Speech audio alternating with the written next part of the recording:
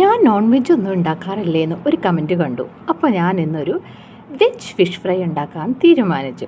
Welcome to my channel travel and textiles by Mridu. അപ്പോൾ ഒരു വലിയ ബ്രിഞ്ചോൾ, ഇത്രയും വലിയൊരു ബ്രിഞ്ചോൾ എടുക്കുക. അതിൽ നിന്ന് തിന്നായിട്ട് സ്ലൈസ് ചെയ്തെടുക്കുക. മുമ്പ് 2 വറ്റൽമുളകും 3-4 ഗാർലിക്കും കുറച്ച് നേരം ഒരു 1 അവറെങ്കിലും വെള്ളത്തിലിട്ട് സോക്ക് ചെയ്താൽ നല്ലതായിരിക്കും, നന്നായി അരഞ്ഞു കിട്ടും. അതിൻ്റെ കൂടെ കുറച്ച് മല്ലിപ്പൊടിയും ചേർത്ത് മിക്സി ജാറിൽ നന്നായിട്ട് അരച്ചെടുക്കണം. കുറച്ച് കരകരാന്നിരുന്നാലും കുഴപ്പമൊന്നുമില്ല.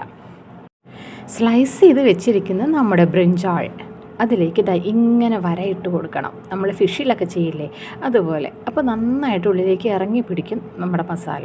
അതിനുശേഷം ഈ മസാല ഇതിലേക്ക് നന്നായിട്ട് തേച്ച് പിടിപ്പിച്ച് കൊടുക്കണം. ഒരു സൈഡിൽ തേച്ചാലും മതി കേട്ടോ, നല്ല ടേസ്റ്റാണ്. മറ്റേ സൈഡ് തേക്കണമെന്ന് ആവശ്യമേ ഇല്ല. തേച്ചാൽ അത് പിടിക്കില്ല, ഭയങ്കര സ്മൂത്ത് ആൻഡ് സിൽക്കി സ്കിന്നായതുകൊണ്ട്. അപ്പോൾ ഇതിലേക്ക് നന്നായി തേച്ച് പിടിപ്പിച്ചതിന് ശേഷം, ഇതിപ്പോൾ ഞാൻ കുറച്ച് കരകരാന്നരച്ചത് കൊണ്ടാണ് ഇങ്ങനെ ഇരിക്കുന്നത്.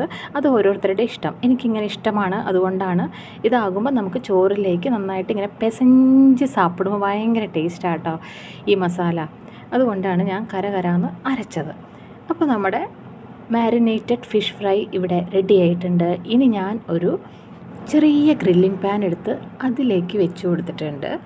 ഗ്രില്ലായി വരുമ്പോൾ മറ്റേ സൈഡും കൂടെ ഗ്രില്ല് ചെയ്യാൻ വയ്ക്കാം. എണ്ണ ജസ്റ്റ് തടവിയിട്ടേ ഉള്ളൂ, ഒഴിച്ചു കൊടുത്തിട്ടൊന്നുമില്ല കേട്ടോ. അങ്ങനെ നമ്മുടെ ബ്രിഞ്ചോൾ അല്ലെങ്കിൽ ബേഗൺ അല്ലെങ്കിൽ നമ്മുടെ സാധാരണ വഴുതിരിങ്ങ ഫ്രൈ ഇവിടെ റെഡി ആയിട്ടുണ്ട്. അടിപൊളി.